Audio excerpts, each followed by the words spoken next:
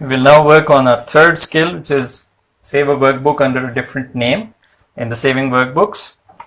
Move to our Excel file. This is from our previous exercise. We will make some modifications before saving it with a different name.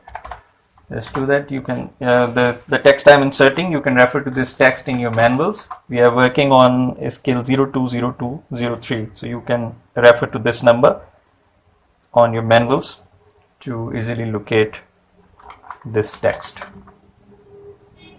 Just to be entered here.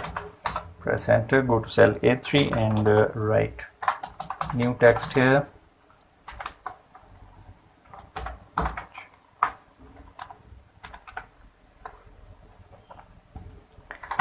Press enter,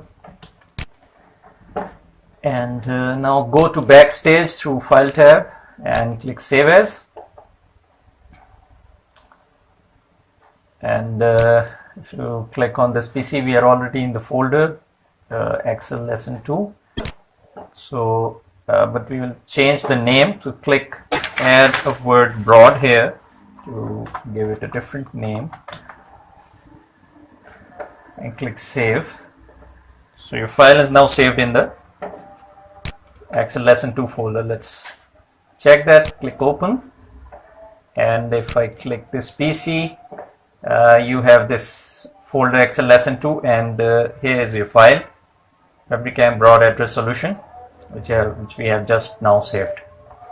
Let's go back, and now we will save the file as a template as well. So go back again, click save as, and now click browse, and